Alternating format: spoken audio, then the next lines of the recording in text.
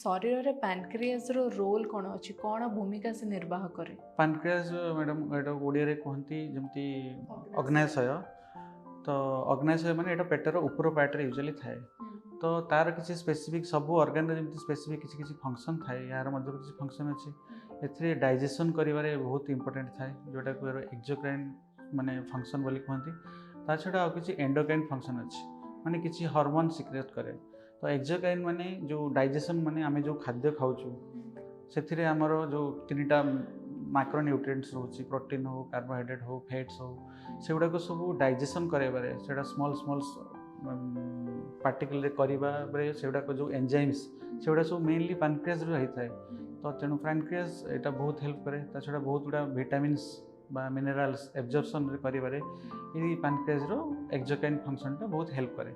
ता छड़ा जब एंडोक्राइन फंक्शन देखा माने किसी हार्मोन सिंथेसिस जोड़ा सिक्रेशन करे जोटा इंसुलिन कहतु बा ग्लूकागन कहतु से गुड़ा सब पैनक्रियास होता है।